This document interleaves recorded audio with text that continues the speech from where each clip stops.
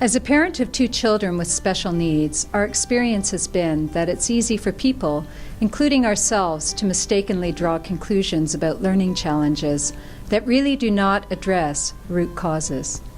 Oftentimes, advocacy and persistence are necessary on behalf of such children so that professionals will be prompted to initiate further investigations. Certainly in the lives of our children with special needs, this has been the case. With one child born with hearing impairment and the other child born with Down syndrome, we observed that both girls exhibited challenges for which we believe there was a further explanation. As a parent, typically you tend to know your children the best. So when our daughter with hearing impairment began to show signs of additional learning challenges at the age of 7, it was assumed that her problems stemmed from a late diagnosis of hearing impairment and a delay in acquiring language.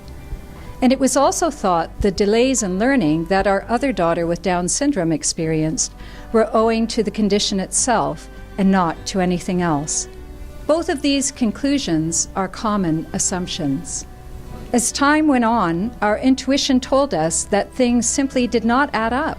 And so for our daughter, who is hearing impaired, we began a long journey through the medical system, beginning with a private psychoeducational assessment, back to our pediatrician, then forward to a neurologist, followed by testing at Sick Kids Hospital, and back to the psychologist for more testing.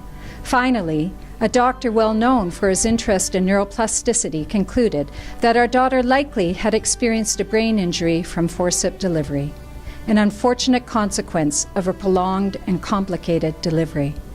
It appeared that the fate of our child had been sealed and that nothing more could be done. But we are living in a time where there is a foundational shift in the way that we think about the brain, where it was once thought that a certain part of the brain was responsible for a certain function, and that if that part of the brain were injured, then the associated function was lost forever. It is now thought that the brain has the potential to heal itself and is much more adaptive than we previously imagined. This way of thinking is called neuroplasticity. Both of our children suffered with coordination challenges, as well as writing and reading challenges. The prognosis did not look good.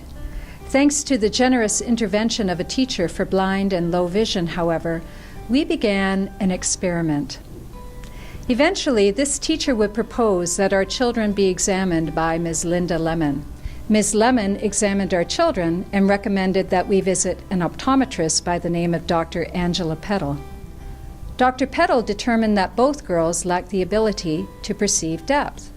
As well, one child suffered from binocular vision dysfunction. This is not a problem of the eyes, but rather a problem of the brain. Her specialized training in the how of diagnosing this dysfunction would be the first step in addressing one of the root causes of our children's lack of success in reading and writing. In addition to the glasses, Dr. Peddle recommended a number of exercises. These exercises are designed to stimulate underdeveloped neural connections in the brain. By firmly establishing such connections through ongoing practice, better brain organization is possible. Reorganization of the brain is foundational for healing binocular vision dysfunction, and this is essential to making reading, writing, and overall language development easier. This diagnosis and prescription have been life-altering for our children and for us.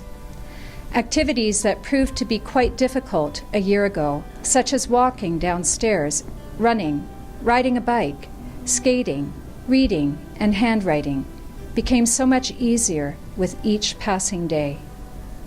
After witnessing the transformation, I now wonder what our schools would look like if children such as mine had access to the same kind of intervention.